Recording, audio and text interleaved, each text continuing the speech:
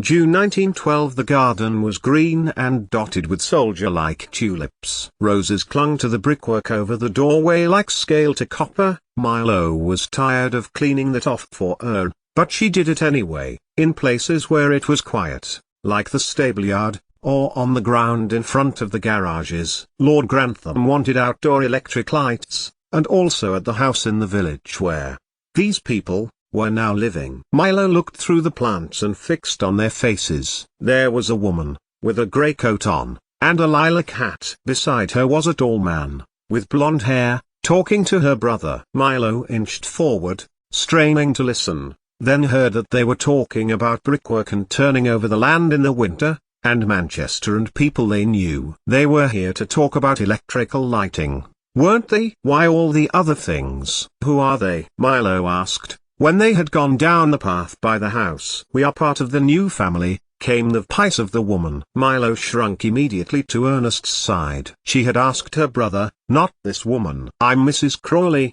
and this is my son, Matthew. She beckoned the man forward, who inclined his head down to her. Both looked at Milo expectantly. Go on, Milo, Ernest encouraged, whispering down to her. It is very good to meet you, your ladyship. Milo had been practicing. Ernest had told her, and she had stood in the scullery bobbing, and saying the words, each time rewarding herself with an apple until she had more than she could possibly eat. Just take one, Daisy had told her, when she's seen Milo and her apple hoard, and had helped her put them back again. I am Milo Ashby, Ernest's sister. The practiced words came out perfectly. The man bowed his head and smiled, so Milo knew she had replied correctly. MMMHWCRMMMWM, and my MMMSHSM. It could have been that. It could have been anything. Milo had stopped listening by then, and waited for either the man and the woman to leave, or for Ernest to escort her away. His reply had a lot of M's in it. Are you going to live at the big house? Milo. Ernest had brought her away sharply to his side with a tug of her shoulder. No,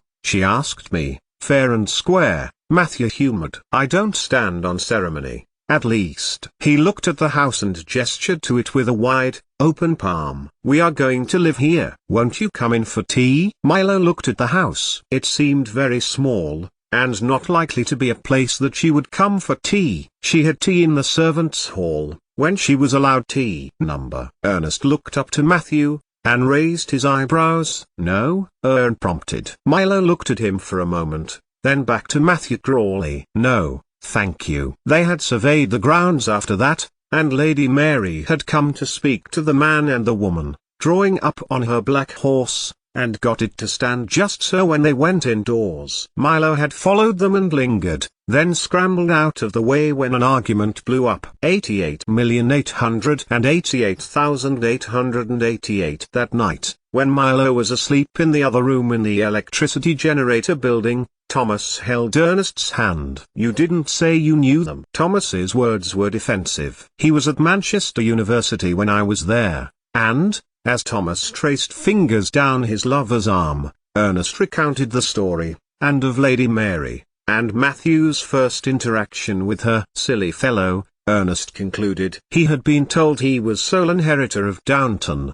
You might think he would keep his jokes to himself. Indeed. Thomas stopped touching Ernest, and pulled himself up onto his elbow. I told him when I go to Manchester next week, to see Christopher. Ernest turned his head to Thomas and looked at him. Christopher. Yes, I know that name. Now, did you know Mr. James and Mr. Patrick, too? No. Ernest reached for Thomas, but the newly demoted footman pulled away. Bates was on his hit list, that was for certain. But you know Matthew Crawley? A little, as I said, Ernest replied. He went to Manchester. I saw him sometimes. Saw him? You know, with my eyes. Nothing else. Although we chatted about Downton because of his cousin, Lord Grantham, and I have my commission. Thomas was becoming irritable. He had not had the best of months. And now he heard that Ernest, the man he loved dearly, possibly knew the inheritor of the title and the Downton estate. You chatted. Milo rolled over in her sleep.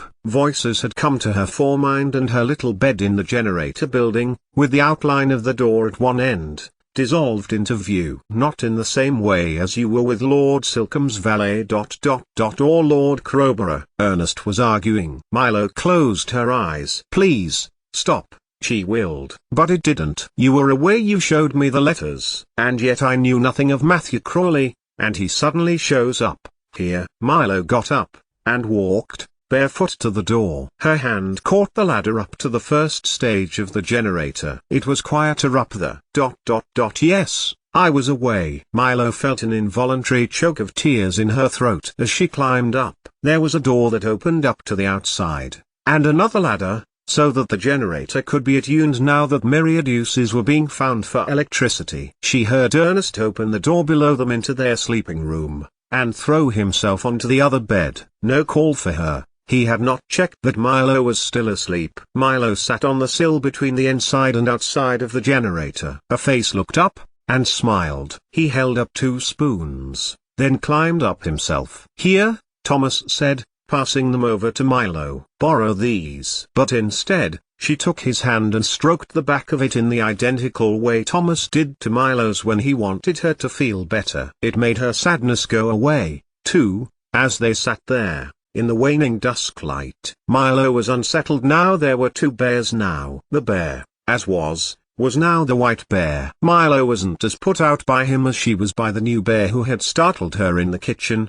and growled at her to get out of his way. The brown bear. Milo didn't know precisely what she had done, but the brown bear had grumbled and lashed out with his long, blunt claw. It had struck Milo on the shoulder before she could dodge out of the way. He ate his food in the servants' dining room, so she made sure she did not go in there now. After some time, Thomas helped Milo down the inside ladder, and sat by her until she was asleep. 88,888,888. You have to go. You have been requested. Daisy mistook Thomas's hesitation to go to the Duke of Crowborough's room as reluctance. I know, Thomas said, savouring the near future. He was angry with Ernest, angry about his life away from Downton, and that he was leaving again. So he had decided to make the first move with the Duke, based on their letters, which he has read with much pleasure, several times before hiding them away. He appeared,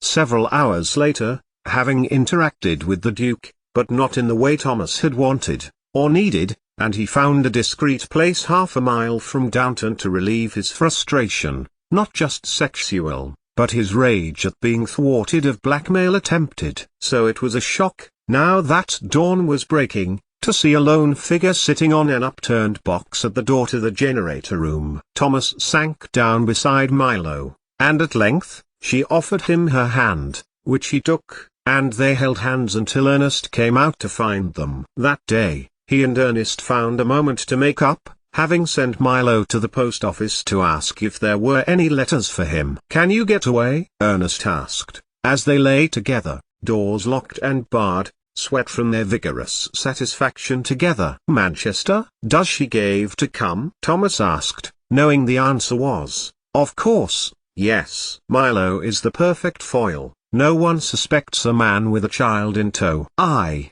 nodded Thomas, into Ernest's chest. I, like me, in service. If you give your life to service, no one expects you to be married. He suddenly pulled himself to a seated position and stared round as he thought his eyed again. Clock, he said, to the room. Cog missing. You sound like Milo, chuckled Ernest, and reached for Thomas. Try putting that into a sentence. And Thomas explained that his lordship's clock was in need of a bespoke cog, for it was a rare item and no clockmaker made cogs like that nowadays. I will ask his lordship for a day for the clock, and ask for 2 half-days to the pushed together. 2 days together. 88,888,888. Her father was all for taking Milo home for a few days while the agreed-to scheme was carried out. Harold Ashby sat his daughter down beside him that, while she was staying, Ernest was going. He's going to Manchester, then Cambridge, their father said firmly. He was not a well man, and coughed after speaking. Milo turned to him, interpreting his sentence, unspecified in time or manner, as she most logically thought. Then I am going to Manchester and then Cambridge, she replied. Thomas nudged Ernest's shoe. We can manage Milo, Ernest told their father, who had made himself weak through coughing. But Mr. Ashby had not finished with his daughter yet. "You are to listen and do exactly what your brother says," he told Milo severely. "You will not speak until you are spoken to. You will thank your host." He glanced over to Thomas. "Mr. Barrow," Thomas supplied. "Mr. Barrow, for his hospitality, you will say nothing that might cause him to think you have not enjoyed your stay, even if you did not." At this, Milo looked at Ern in alarm. "You might not have enjoyed your stay, but if you did not, do not tell Mr. Barrow," elaborated Ernest. Milo was still confused,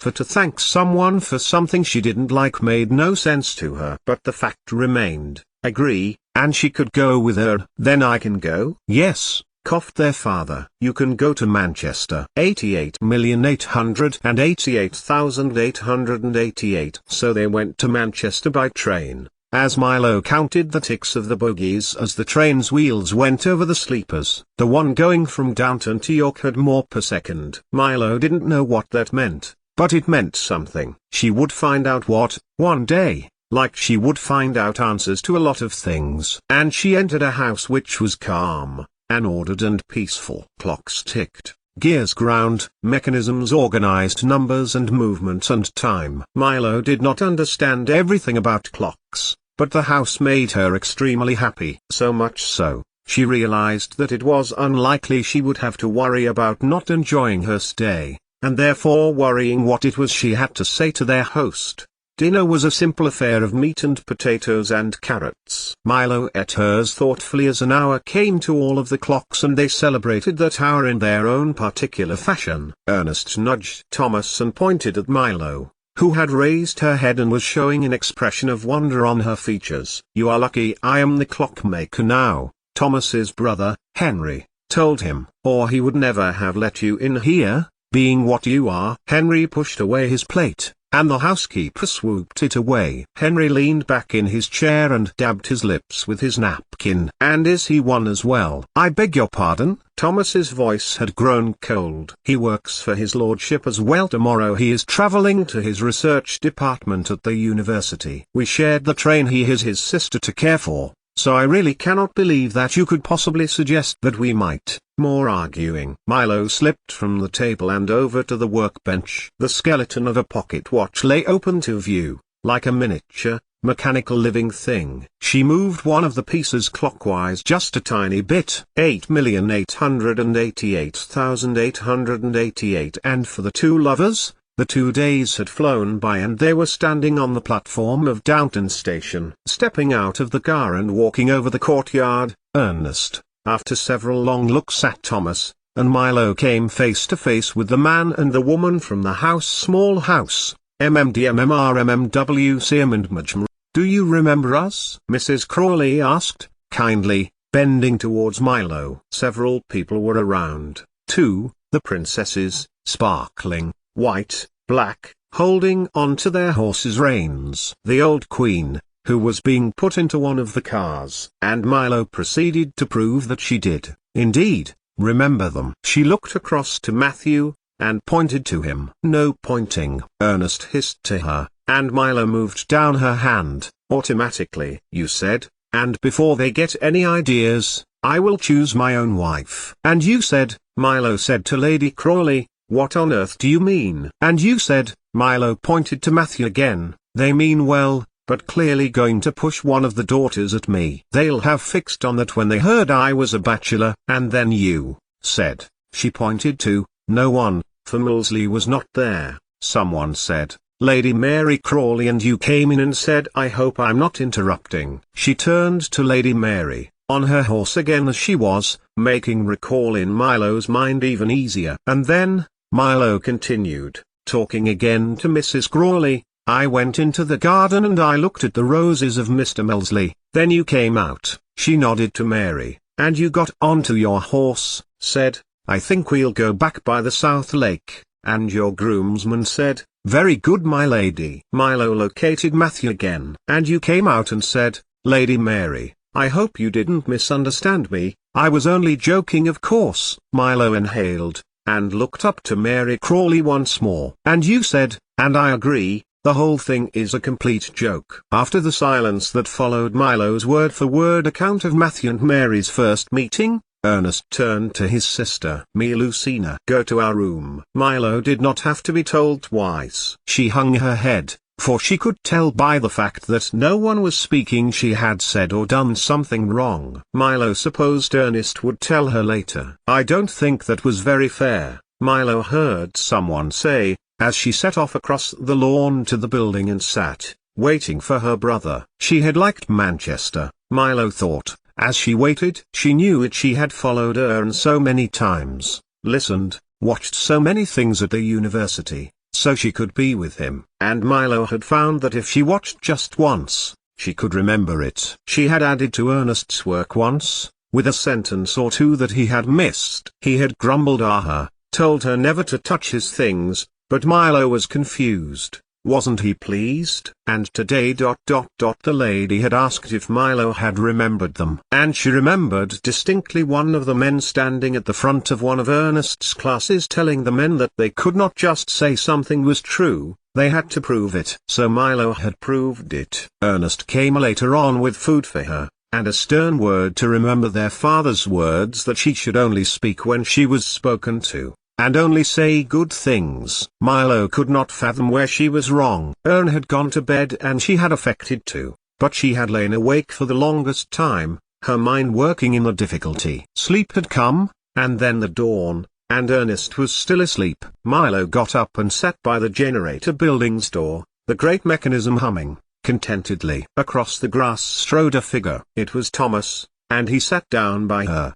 and handed her some food. An apple was on the plate, and Milo ate that first. "I am sorry you are sad," Milo said to Thomas, as the sun rose. "Who says I am sad?" Thomas asked, trying to leave his defensiveness out of his tone. "Your eyes go like this when usually they're like this." Milo made them look like his, downcast at the edges. "You did it when you and Ern argued yesterday, and before we went to Manchester." "How about this?" Thomas asked, and gave her a smile, born of the memory of the hottest man he had ever slept with, who, coincidentally, was asleep not far from them. "Yes," agreed Milo, examining his face. "You are a little happier." "What makes you happy, little Milo?" Thomas asked. Milo looked at him, and then jerked her head away, and up to dawnlight, and froze, thinking. "You don't have to tell me," he qualified, assuming she was upset by the question. But there were too many thoughts in Milo's mind to feel anything. "Many things." "Any here, at Downton?" "Can you show me one, now?" "There." That was better. Parameters. It was nearly the morning, so the dawn light would make the water look pretty. Milo smiled. "I can show you the sun's secret." And she got up and began to walk, scooping up the plates, one from her breakfast and the other from her supper. For a man in service never gets out of the habit. Thomas Barrow followed her across the lawn and into the formal gardens. "What are we looking at?" Thomas asked, trying not to let his irritation show. He should be up in the house, not out in the garden, sitting by the ornamental fountain. It started up, and the sunlight shone through the droplets. "It's so different," Milo told him. "The sun. It pretends to be one thing, bright, single, unchanging." She gestured to the sun. "But inside there is so many things, all the colors, coming out, only when they are persuaded to. Nothing like what it was before." She turned to him. "Like you." "And you," Thomas replied, looking at her, then offered Milo his hand. The casing of a miniature Lady Ernest's mind. She squeezed it, and returned it to him. "Come on now, go back to your brother." Thomas encouraged, and watched her, spring in step, traverse the formal gardens lawn. "Because I think you will be having a bad day of it, being made to apologize for something you haven't the faintest idea you did wrong." 88,888,888. "I am sorry, if what I said offended you." Milo, with the tidiest hair she had ever had in her life, in her neatest dress and her hands and face scrubbed down to the dermis, apologized to Matthew Crawley and Mrs. Crawley. Mrs. Crawley took a few steps over to Milo, and offered her her hand. Milo looked at it. This was not how it went if she was in trouble. She was sent away to be spoken to, or to think. When she looked back up to Mrs. Crawley, the woman took her hand back, but continued to smile at her. "You are the girl with the extraordinarily good memory," Mrs. Crawley told her. Milo said nothing, just drew a hand to Ernest's trousers and clung onto him. Then she saw the old king come into view. She gripped harder. It was stopping her from screaming. "Thank you for your honesty, me Lucina Ashby," Lord Grantham told her, then looked up. "Thomas, will you take Milo down to the kitchens and have Daisy give her anything she wants to eat?" 88,888,888. "Come on, Milo," Thomas encouraged her. "You don't have to just have apples, you know. Mrs. Batemore can spare some stew, or bread and cheese, or—" But Milo shook her head twice and bit into her apple. It was a small, red-orange one, and its skin was rather thick, but the flesh was firm and good tasting. Neither Thomas or Daisy saw Milo collect up the seeds and place them into a handkerchief and then back into her pocket. 88,888,888. "He's nice," Thomas told Ernest that evening, post-coachly. "I told you." Ernest was not gloating, merely pointing out the truth in the same annoying way Milo did, which made them both sound, if you didn't know them, completely arrogant.